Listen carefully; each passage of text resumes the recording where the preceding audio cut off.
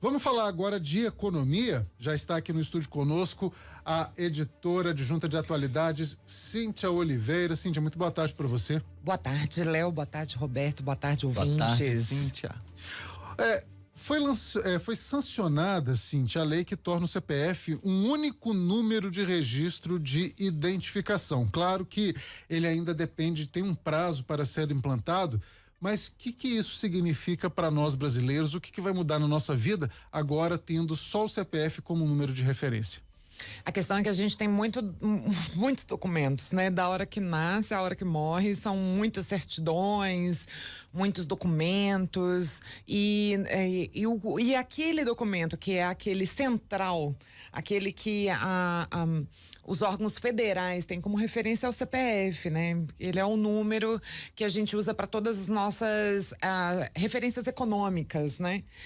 E aí, no fim das contas, se entendeu que se você tem ele como referência, você tem acesso a tudo da vida da pessoa, né? Então não precisa mais aquela pessoa que precisa ter acesso a alguma coisa do governo, como por exemplo, acesso a benefício como um Bolsa Família. Sim. Não precisa ter aquele monte de documentos que pelo CPF, teoricamente, o Estado brasileiro teria condições de acompanhar toda a vivência daquela pessoa, né? Afinal, tudo é digitalizado. Tudo que a gente faz, uma compra que a gente faz, por exemplo, já viram que eles pedem assim, digita o CPF. Teoricamente, pelo CPF a gente consegue saber todos os passos até de uma quanto pessoa. Você gastou, né, naquele mês, por exemplo. Exatamente. Na teoria, é fácil ter acesso a todos os trâmites que nós temos por meio do CPF. Na teoria, né, gente? Porque, infelizmente, ainda não é tudo integrado.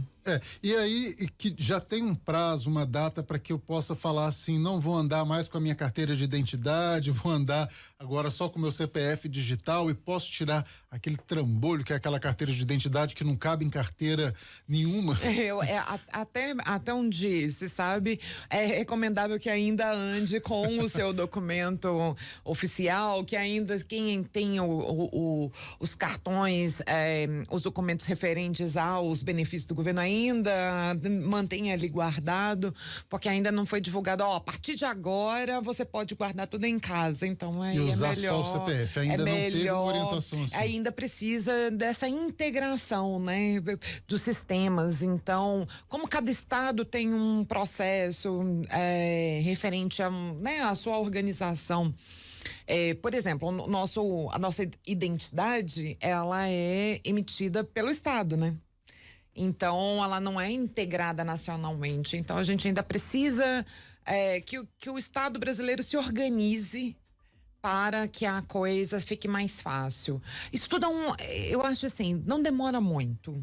Igual o INSS, essa questão da prova de vida não ser mais necessária, né? Porque o INSS entendeu que você pode fazer um cruzamento de dados muito amplo, em que é fácil descobrir se a pessoa está viva ou não.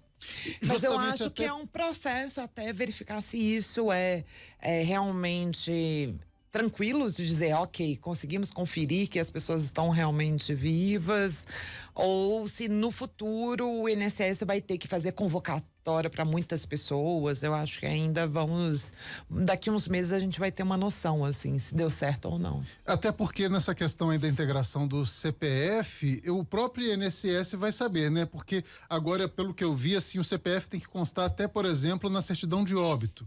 Então, sim, se isso realmente ocorreu, o INSS vai saber se aquela pessoa faleceu ou não. Exatamente, os cartórios vão ter que dar baixa, informar, né? Para que haja uma baixa, né? E é recomendado até que os bebês, ao nascerem, a família já imita o número de CPF também, não é, Cíntia? Uma Sim. coisa que nós, né, a gente ainda é jovem, mas que nós três fizemos, assim, precisou esperar que a gente chegasse à adolescência para retirar o nosso número de CPF. Hoje a recomendação é que, ao nascer, o bebê já tem o número de CPF, né? Eu ainda tenho aquele cartãozinho, né? Aquela carteirinha com o número do CPF, né? Que não precisa mais, né? Que não precisa mais, que a gente colocava, plastificava, colocava colocava ali no negócio, eu achava cartão super marrom, importante. né? Exatamente, super importante. Hoje você não tem nenhuma carteirinha, nada, porque na hora que vai registrar, te dão um número e é com esse número que você vai carregar para a vida inteira. Você faz consulta online, né, sobre a condição daquele número. Então, assim, e por que é tão importante para as pessoas antes não entendiam a importância do CPF ali na certidão de nascimento, logo no registro do bebê.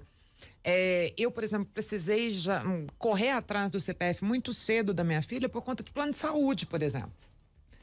Então, um plano de saúde é uma coisa que depois você vai precisar apresentar para a Receita Federal para ter dedução, né, do imposto de renda.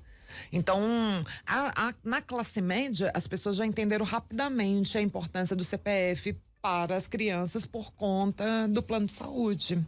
Então, aos pouquinhos, as pessoas foram vendo que realmente, convenhamos, né, gente, que facilidade, já sai da maternidade com aquele número, você carrega ele para a vida inteira e não precisa se preocupar em decorar tanta coisa e guardar tanta coisa. Com ele você vai resolver, como é nos Estados Unidos, né, eles têm um registro lá que é deles. Registro e por único, meio, né, um lá nos registro Estados único Unidos. que eles resolvem para tudo, né? Ô, Cíntia, por outro lado, isso pode facilitar a aplicação de golpes, por exemplo? Você tem só um número? Pelo que foi apresentado pelo governo, na verdade o CPF é o número que é mais difícil de passar por uma situação de golpe, né? Nós temos uma questão, por exemplo, da identidade, ela ser estadual. Se você está em outro estado, aparentemente é mais fácil de ser violada ou, né, de haver um documento falso. Né? Então, eu acho que o CPF, não sei se vocês sabem, o CPF ele é um número que somado, os números ali somados, eles dão um número-chave que indica que ele é válido. Não sei se vocês já viram que se você erra o CPF... Eu nunca ouvi falar nessa história, tá parecendo até coisa de filme. Somar os números do CPF... Vai dar um determinado... Primeiro que tem alguns números dentro do seu CPF que indicam alguma coisa. Eu não lembro qual dos números indica que é de Minas Gerais, por exemplo. Eu sei que o 6 indica que é o estado de Minas Gerais, o finalzinho 6. Então, antes do dígito ali. Por exemplo, vocês já perceberam que às vezes você vai digitar o CPF em algum site e aí você digita alguma coisa errada, ele fala assim, CPF inválido? Sim. Ou às vezes quando a gente vai fazer um Pix mesmo, a gente erra o número e fala assim, CPF inválido. É porque existe ali um algoritmo, uma conta referente ao número de CPF que indica que ele é válido. Pois é, mas é infinita, assim, a disposição desses números? Não tenho ideia. Não tenho ideia. Aí já acha que é limitado. Eu acredito que seja uma disponibilidade enorme. Aí você já foi para a área das ciências exatas. Não tenho ideia. A gente tem que chamar um programador esse aqui para saber. Toda... Mas parece que é isso, assim, que o que determina se o CPF é válido ou não é exatamente a soma que vai dar um X números. Não sei se é, tipo, se tu vou somar tudo e vai dar 100. Não é isso. É 100, é 110. Não sei qual que são os números, mas há ali uma lógica que o computador consegue somar rapidamente e saber que a gente não sabe. Nós não vou ficar somando números, nem os meus eu sei direito qual seria a soma.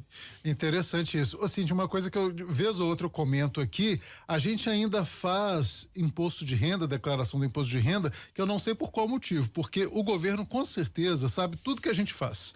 A gente faz aquela declaração toda lá, se você erra uma vírgula, ele fala que tá errado.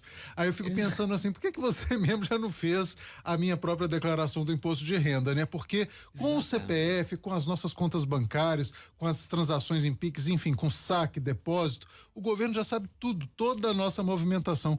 É impressionante, mas a gente, né? que é funcionário de uma empresa, a gente tem um imposto retido na fonte. Sim. A gente não pode nem reclamar, tá lá, já tá retido, já né? Antes da gente receber, é verdade. Já tá pago. Mas tem muito meme nessa época. Sempre que começa o pagamento a declaração de imposto de renda, vem uns memes na internet justamente sobre isso, do tipo, não, você sabe o que eu tenho que pagar? Então me fala logo, não, você tem que adivinhar, né? Vira um mistério ali.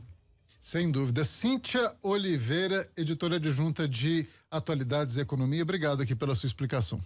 Obrigada, gente. Boa tarde. Até mais. Valeu.